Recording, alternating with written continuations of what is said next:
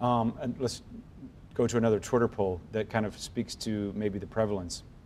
We ask if people personally knew someone who has used heroin, and again, these are not scientific, obviously, but of our respondents, we had over 60 people respond. 40% said that they do know someone who has personally used heroin, which they've, as I think what you said, Dan, made the jump, made the switch. We've heard, though, recently that some of the deaths have gone down. Are things getting better? Well, we don't have the data in yet from last year. The year before, 2014, locally it was over 400 deaths, and that was a record, unfortunately. When we're trying to see a decline, we saw an increase. There's always lag time due to toxicology reports not being done on a timely basis, so we won't know for a while, probably until March. It looks like the numbers are probably going to be pretty close to last year. They might be a little less, but not statistically significant, I don't think. So that's why I say this rages on year after year, and we're, all of us doing our part to try to implement some changes. And I'm with David. I think we need to look at this as a public health issue as opposed to a criminal issue. Although I will say too, that when you talk about one of the underreported numbers is the coincidence of many of the murders in St. Louis that we're talking so much about. They are, a lot of them, connected to heroin in terms of drug deals gone bad and turf issues on dealing and things like that. So there's this ripple effect of heroin.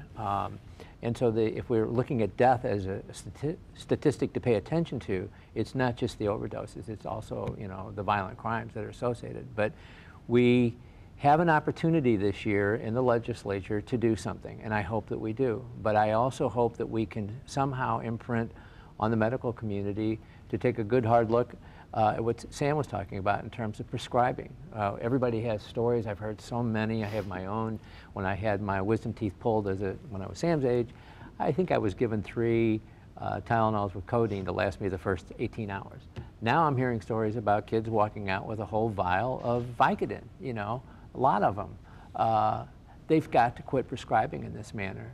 So we have to somehow get the word to the medical community that they're going to have to back away from prescribing the way they have been.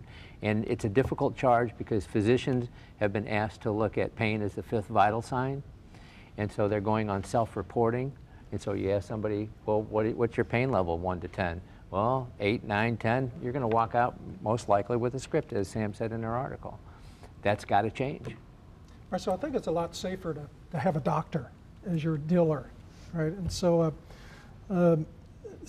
so there's this new strategy, and Dan and I sort of talked about this beforehand. It's 360 strategy. It's a pilot program that's been implemented across a few states, including Missouri. That's just this week. The DEA is involved in talking about this. So, the DEA, Department of Education and Agriculture. No, so it's a crime focus.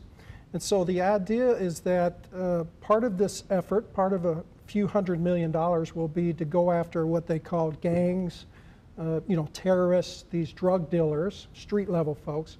And then other hundreds of millions of dollars will be going to physicians to do this awareness campaign, as though people with advanced degrees who have an MD and other are unaware that they're prescribing medications that are harmful.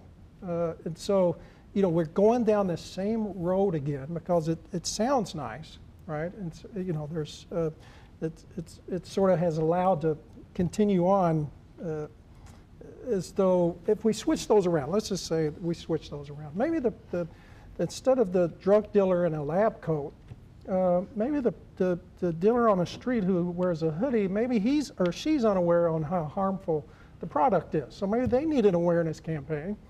And the pharmaceutical companies and the doctors who are prescribing, maybe they need to start going to prison and treat those folks as drug dealers. I guarantee you things would turn around a lot quicker when physicians ended up in prison other than our kids.